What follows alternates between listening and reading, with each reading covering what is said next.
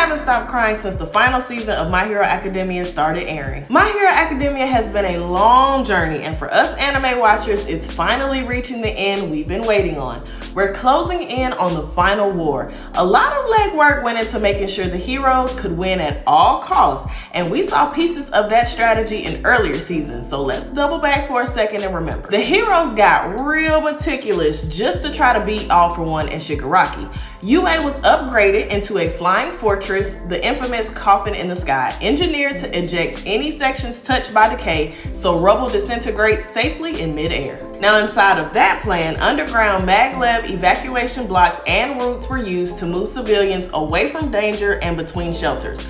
Protocols also accounted for Toga's blood-based transform quirk and its time limit, so she couldn't quietly walk into the shelters disguised as someone else. The divide and conquer plan warped villains to separate battlefields, and Deku was meant to start in the sky coffin with Shigaraki, but Toga snatched him through the wrong portal, dragging him to Okoto Island, so he had to fight his way back.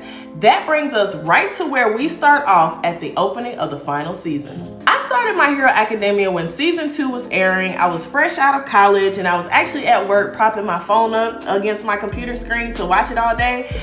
I may or may not have said it before, the early seasons can be tough to stick with. My breaking point personally was Deku breaking his bones every time he used One For All. It just drove me up a wall. But it got better. It went from breaking limbs to fingers to eventually nothing at all.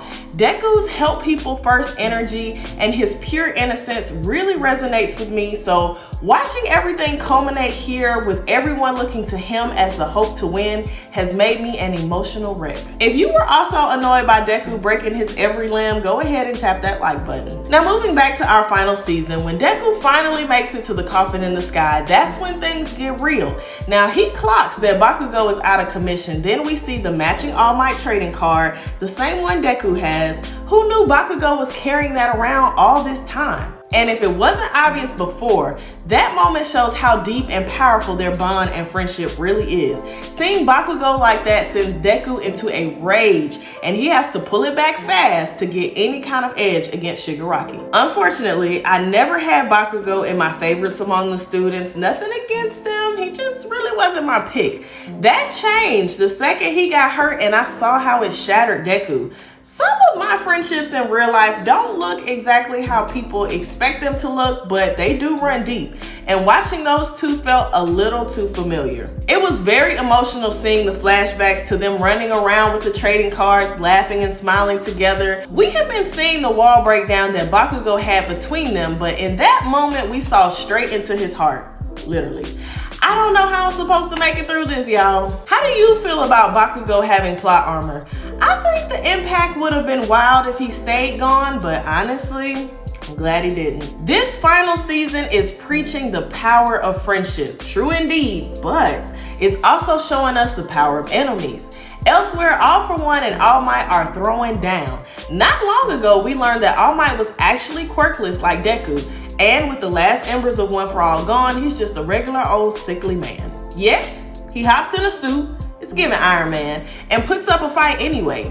Their fight is very personal. They have a long-standing, bitter rivalry, and All Might carries the weight of losing his mentor to All For One as well.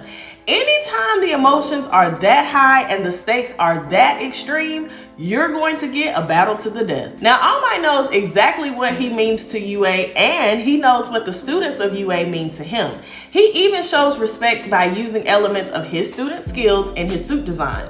Tell me, do you think there will ever be a #1 hero more inspirational than All Might? If you love My Hero Academia, check out my video on the hero who single-handedly helped win the war long before it began. And don't forget to subscribe. When one arc ends, another one begins. See you next time.